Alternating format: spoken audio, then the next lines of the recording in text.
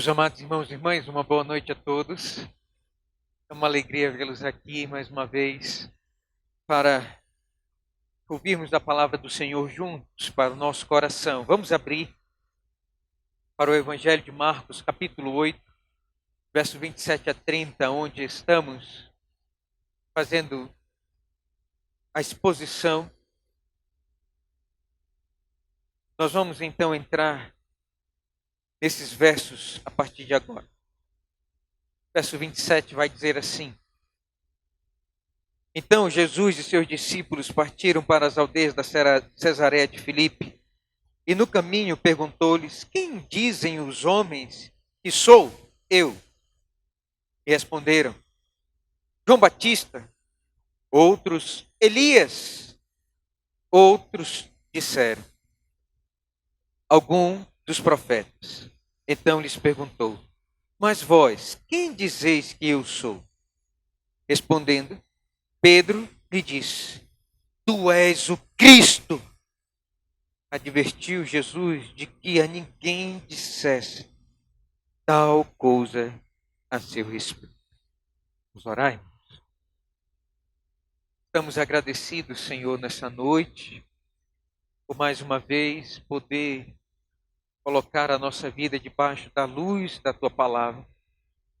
O Senhor, por favor, nos molde, Senhor, pela luz da Tua palavra. Por favor, Senhor, derretendo nosso coração, derretendo, Senhor, por favor, as nossas afeições e a nossa razão, nosso temperamento, nosso comportamento, e nos ajudando, Senhor, por favor, a sermos novas criaturas em Cristo Jesus.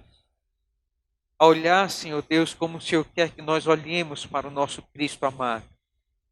Por favor, Senhor, nos abençoa pela Tua palavra nessa noite e, acima de tudo, pelo Teu Santo Espírito, que Ele paire sobre as nossas vidas agora. Que o Senhor agora, por favor, venha ao nosso encontro e sopre sobre a nossa vida, Senhor. Essa é a nossa oração, a nossa súplica, pois nós dependemos totalmente do Senhor para poder estudar a Tua palavra e aplicá-la ao nosso coração. Em nome de Jesus nós oramos e suplicamos mais uma vez. Amém. Meus amados irmãos, esse texto, ele está dentro do capítulo de número 8, que é conhecido pelos estudiosos como a dobradiça do Evangelho de Marcos. A partir de agora, o Senhor Jesus Cristo, ele está dando um completo entendimento para os seus discípulos acerca dele, da obra dele. Percebam que no capítulo de número 8, meus irmãos, nós vamos ver aqui 3 cenas que nos mostram que os discípulos, eles precisavam entender quem era o Cristo. No versículo de número 21 do capítulo de número 8, o Senhor Jesus Cristo, ele vai falar sobre o fermento dos fariseus, e ele vai concluir dizendo: Ao que lhes disse Jesus, não compreendeis ainda. Os discípulos não tinham discernimento espiritual, não conseguiam entender nada daquilo que o Senhor Jesus Cristo estava ensinando até agora. Nós vamos ver a partir de agora 3 cenas, irmãos, que Marcos aqui ele elenca, ele registra, para que nós tenhamos um entendimento melhor acerca, irmãos, do que Jesus quer. Em primeiro lugar, nós vamos ver aqui a cena da cura de um cego. E nós então percebemos, na noite do domingo passado, que o Senhor Jesus Cristo, ele quer que nós tenhamos entendimento verdadeiro das pessoas. As pessoas, o ser humano natural, ele nasce cego espiritualmente. E o Senhor Jesus Cristo, ele vai aqui fazer uma cura progressiva para mostrar para mim e para você que assim é a operação do Evangelho. O Senhor Jesus Cristo, ele abre um pouco e pergunta: você está vendo? E o cego, ele disse: eu vejo os homens como árvores. E depois então o Senhor Jesus Cristo, ele faz a cura completa. E na segunda visitação, com o Espírito Santo, o Senhor Jesus Cristo faz com que os crentes tenham um entendimento completo e eles comecem a ver as coisas como elas realmente são nessa vida. Ter discernimento visual. E agora, meus irmãos, nós vamos entrar nessa segunda cena e nós vamos ter aqui um discernimento acerca da pessoa de Cristo. Essa segunda cena, ela fala da falta de discernimento do povo acerca de quem é o Senhor Jesus Cristo. E a terceira cena, que nós vamos tratar no próximo domingo, fala da falta de entendimento sobre o sacrifício do Messias, verso 31 a 33. Eu quero então chamar a sua atenção para esse texto.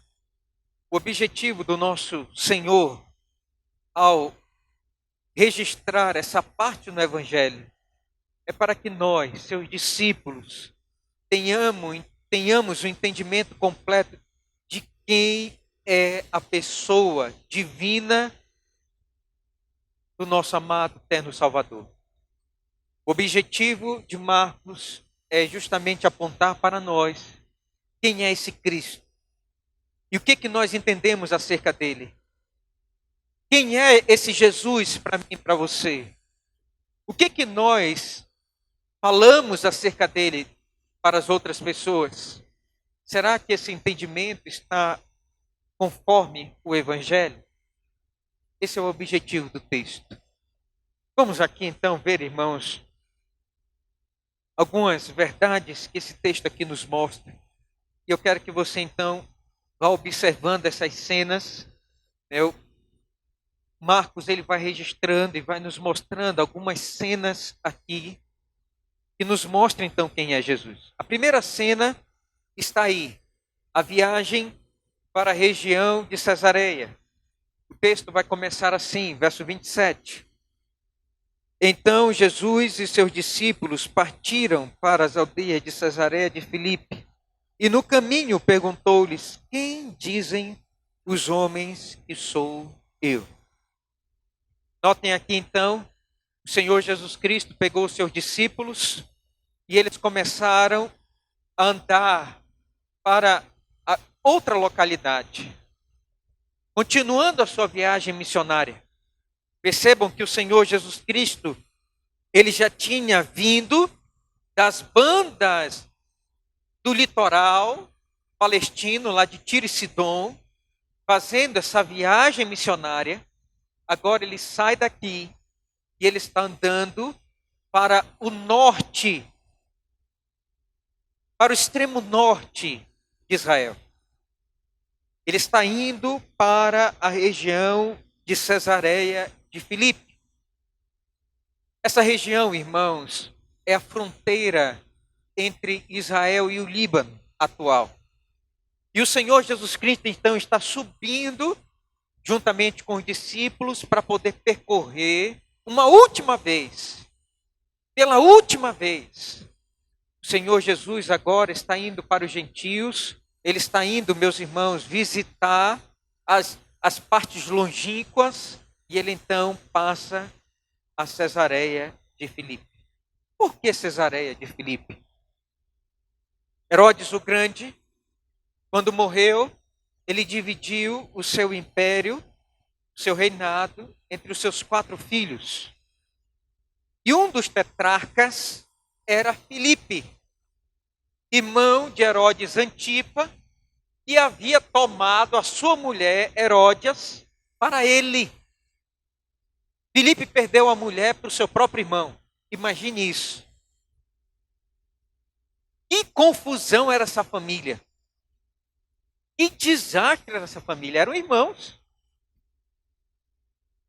Filipe então governava essa região que era chamada de Cesareia, dada em homenagem a César, a região então do norte ali de Israel. O Senhor Jesus Cristo pega os seus discípulos e ele está rumando então para ali. E no meio do caminho, de forma inusitada, o Senhor vai parar e vai fazer uma pergunta. Essa é a segunda cena. Jesus possivelmente então no caminho para um descanso, reúne os discípulos, quem sabe acende um fogo para assar alguma coisa para comer. E ele vai fazer uma pergunta para os discípulos, a fim de entender o discernimento deles acerca da sua pessoa. Qual é a pergunta? Vamos ver. Verso 27. Vamos ler todos juntos? Então Jesus e os seus discípulos para as aldeias de Cesareia de Filipe, e no caminho perguntou-lhes: quem dizem os homens que sou eu? Nós vamos ver aqui a terceira cena, então. Perceba, então, que a câmera agora tira do Senhor Jesus e foca nos discípulos. E eles vão responder. Qual é a resposta deles? Verso 28. Vamos ler. E responderam João Batista, outros Elias, mas outros alguns dos profetas. Três possibilidades acerca de Jesus. Quem é esse Cristo? A primeira possibilidade, irmãos, era João Batista. Se você olhar no capítulo de número 6, verso de número 14 até o verso de número 29, você vai ver que essa era a ideia que Herodes tinha de Jesus. Quando começaram a falar dos milagres de Cristo, Herodes disse: é João, o Batista, que eu mandei decapitar. Possivelmente Herodes, ouvindo João no cárcere, ouviu falar do reino de Deus. E os judeus, eles ensinavam que quando houvesse a ressurreição dos mortos, haveria o juízo de Deus. Os mortos trariam o juízo de Deus. E Herodes, então, impactado pelo ministério de Jesus, o povo judeu impactado pelo ministério do Cristo, eles disseram: foi João Batista que ressuscitou, porque João teve um grande impacto na sociedade judaica. E eles disseram: é João Batista. O povo dizia: é João Batista, tu és João Batista. Mas havia uma segunda possibilidade. Os discípulos vão dizer: outros dizem, tu és um dos profetas. Ninguém poderia fazer grandes milagres se não fosse um grande homem de Deus. Os judeus instintivamente, eles entendiam que só podia ser igual Moisés, um Elias, um Eliseu, alguém que fizesse grandes milagres. E faziam 400 anos, irmãos, que Deus estava em silêncio. Não havia um milagre, não havia uma expulsão de demônios, não havia cura de cegos, de coxos, ressurreição de mortos em Israel. 400 anos de silêncio, desde Malaquias. Quando o povo judeu começou a ver os milagres do Cristo, eles disseram: é um dos profetas de Israel, um grande homem de Deus.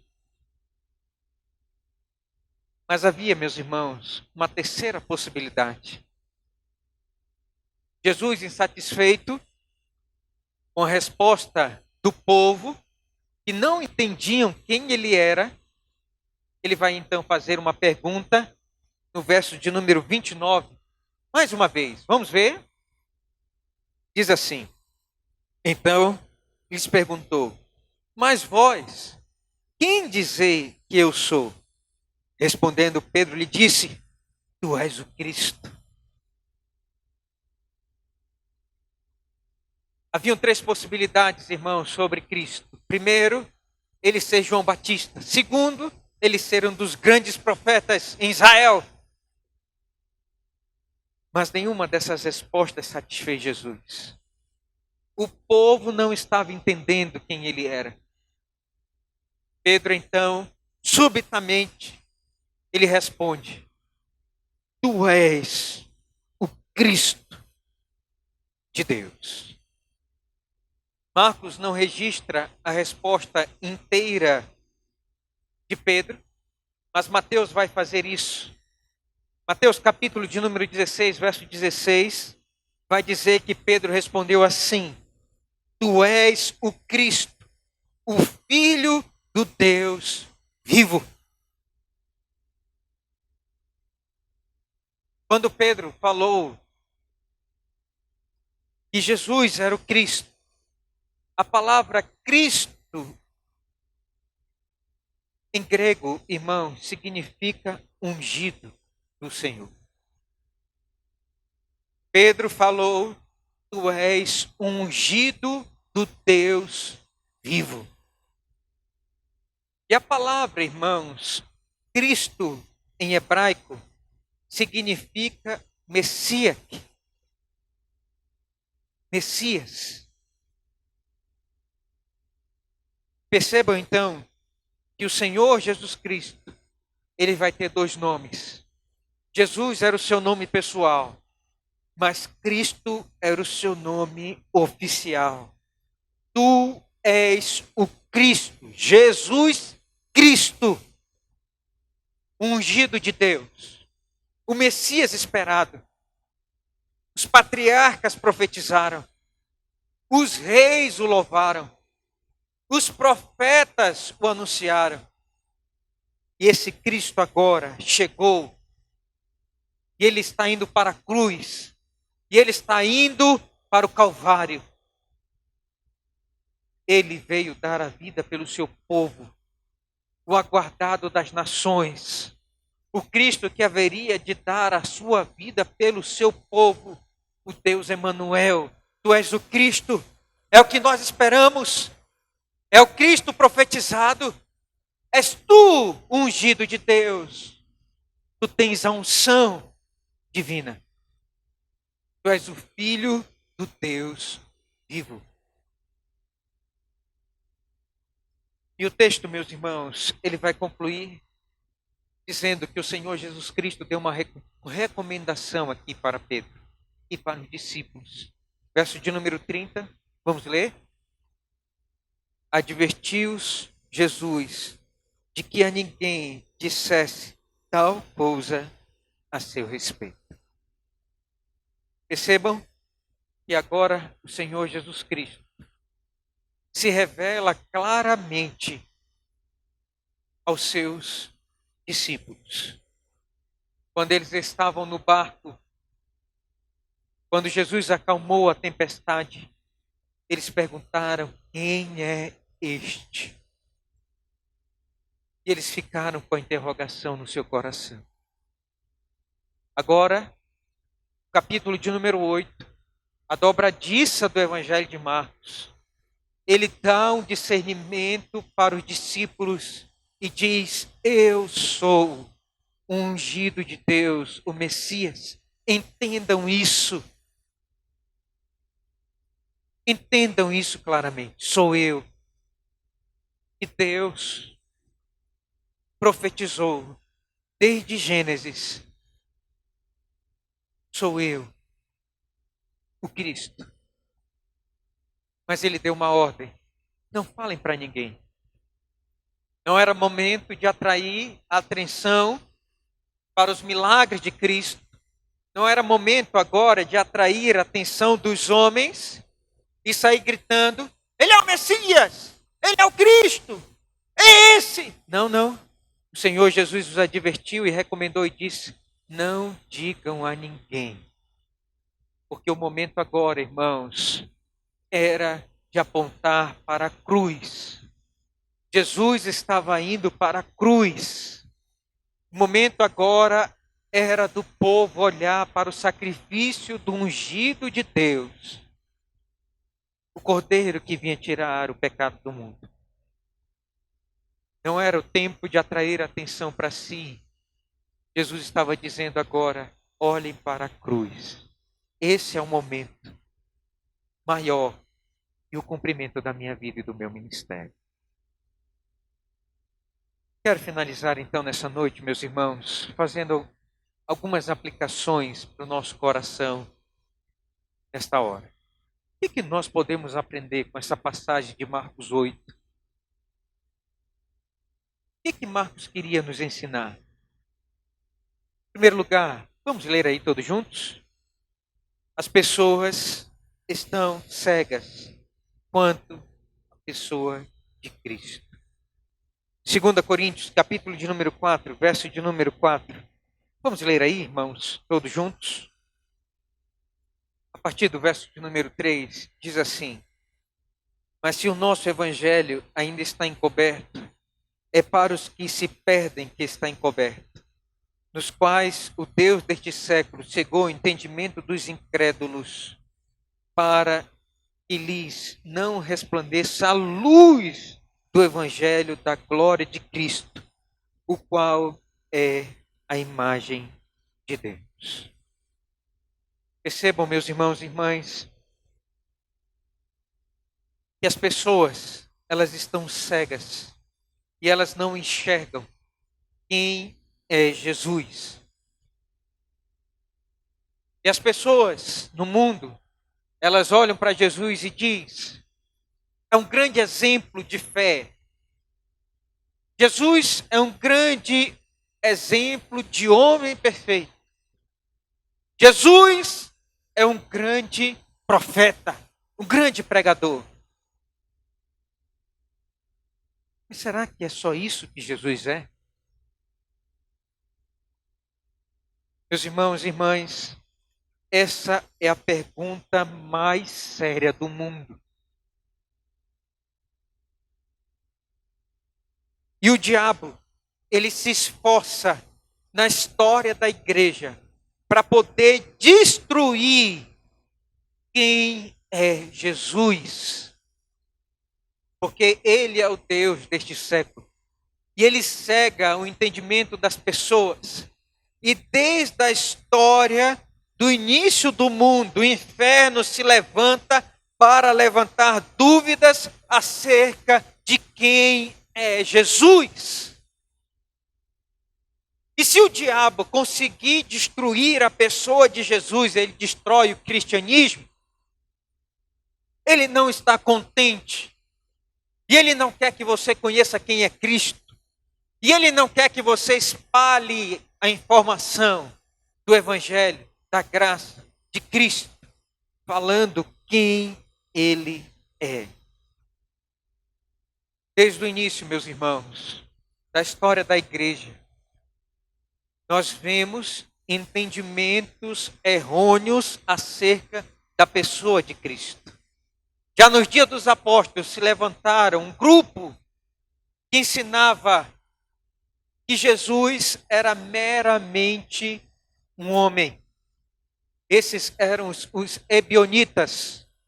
Os ebionitas eram judeus convertidos que criam no monoteísmo, que criam que só havia um Deus. Se havia só um Deus, então não podia haver dois deuses. Por isso eles diziam que Jesus não era Deus. Ele era somente um grande profeta. Um homem qualquer. Depois se levantou um outro grupo que dizia que o Senhor Jesus Cristo era meramente uma emanação divina. Esses eram os docéticos. E eles ensinavam que Jesus era um fantasma. Que havia se libertado das garras deste corpo e por isso ele podia atravessar paredes, podia desaparecer. Ele era um Cristo glorificado.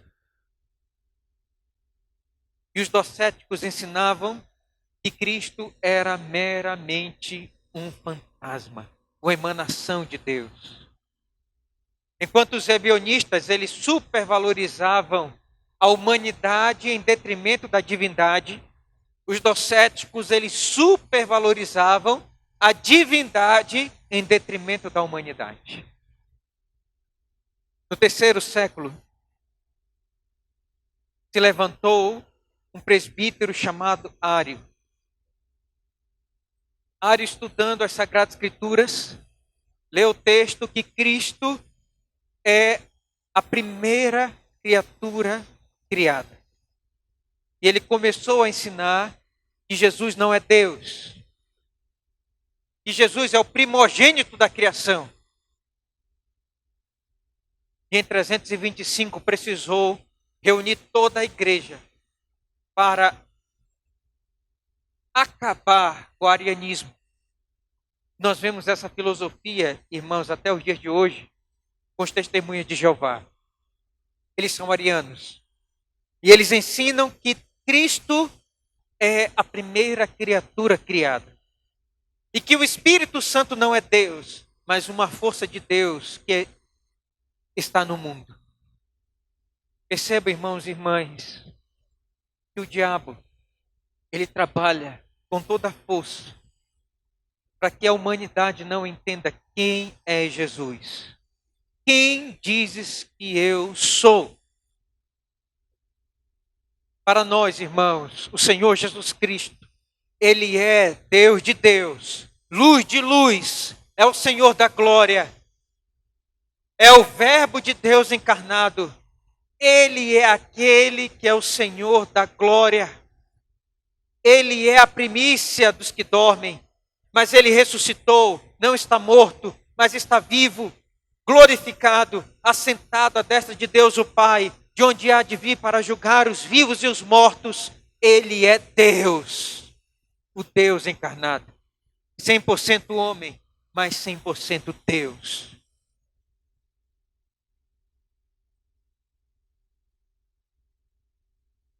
Percebam que a maneira com a qual você responde essa pergunta: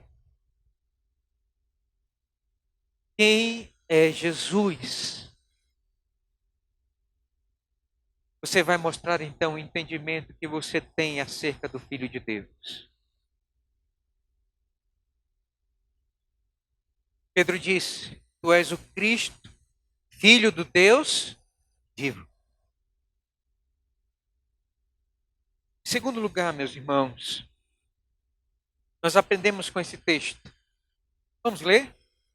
Somente Deus pode abrir o entendimento das coisas do céu. O que é que diz Mateus capítulo 16, verso 17? Vamos ler? Diz assim a palavra do Senhor. Então Jesus lhe afirmou: Bem-aventurado és, Simão Barjonas, porque não foi carne e sangue que te revelaram, mas meu Pai que está nos céus. Em segundo lugar, irmãos, esse texto nos ensina que somente Deus, o Pai, através do Evangelho e da operação do Espírito Santo, é que pode abrir os meus e os seus olhos, e de quem quer que seja nesse mundo, para entender que Jesus Cristo é Filho do Deus vivo. Se não houver a regeneração do Espírito, não há restauração da visão espiritual. Se não houver a regeneração do Espírito de Deus, não há a restauração do entendimento. Se não houver a restauração, a aplicação da obra do Espírito Santo de Deus, o ser humano natural não pode compreender as coisas espirituais, porque as coisas espirituais se discernem pelo Espírito de Deus. Percebam, meus irmãos, que Jesus vai dizer: bem-aventurado, feliz é Simão Barjonas, porque não foi carne nem sangue que te revelou isso. Quem te revelou foi o meu Pai, Deus. Somente Deus, irmãos, que pode abrir o nosso entendimento para entendermos as coisas do céu. As pessoas podem ir à igreja, as pessoas podem ouvir variados sermões, as pessoas podem fazer variados sacrifícios, mas nada disso vai abrir a porta do entendimento para entender quem é Jesus se Deus não abrir a porta e convidar você para entrar, para ver as coisas do céu. Vai ser uma porta fechada, um caminho escuro, ninguém vai entender nada. Vai ser tudo obscuro. Só Deus pode guiar as pessoas a Jesus, que é a porta do céu. Entendam isso. Por isso, quando você estiver evangelizando alguém, orando pela vida de alguém, para que o evangelho faça efeito, antes você tem que orar para que o Espírito Santo, ao abrir da sua boca, abra o entendimento espiritual para que a pessoa entenda as coisas do céu. A palavra não pode estar desassociada da oração. Pregar o evangelho sem oração é presunção da sua parte. É você achar que você vai converter a pessoa. É achar que você pode comunicar as coisas do céu para alguém. Você não pode. É presunção da sua parte. Você tem que orar antes. Você tem que clamar. Você tem que pedir que Deus queira abrir a porta do céu para que a pessoa entre por ela e veja com os seus próprios olhos as coisas do céu. Por isso, irmãos, irmãs, ore para Deus, no seu poder, revelar as coisas espirituais para aqueles que ainda estão nas trevas. Ore pelos seus familiares. Ore pelos seus vizinhos. Ore com intensidade. Ore pedindo o poder do Espírito Santo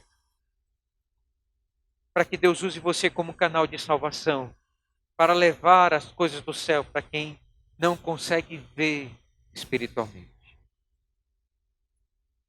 Desfaça, quero concluir dizendo, nessa noite, desfaça no coração das pessoas uma mentalidade errada acerca de Jesus.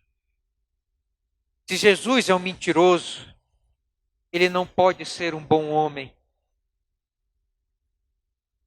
Se Jesus é um louco, alguém que diz que é filho de Deus, mas não é, não pode ser um bom homem. Se Jesus está enganando todas as pessoas até agora, não pode ser um bom homem. Mas se ele é o Filho do Deus vivo, ele é um bom homem. Ele é, sim, o grande profeta de Deus. Ele é, sim, a porta da salvação. Ele é, sim, o caminho para o céu. Se ele é o Filho do Deus vivo. Por isso, meus irmãos e irmãs, saiamos daqui dessa noite querendo desfazer no coração e na mentalidade das pessoas o entendimento errado de quem é Jesus. Essa é a pergunta mais séria do mundo. Essa pergunta que pode levar uma pessoa para o céu ou para o inferno. Essa é a pergunta mais importante da vida das pessoas. Quem é Jesus para você? O evangelho é simples. Quem é Jesus para você? E a pessoa vai responder. E você pode dizer, isso é mentira do diabo. Jesus é o Filho do Deus vivo. E queira Deus do céu abrir a sua visão, o seu coração, para ver quem Ele é. O Filho do Deus vivo. Deus nos abençoe pelo seu Evangelho nessa noite. Amém.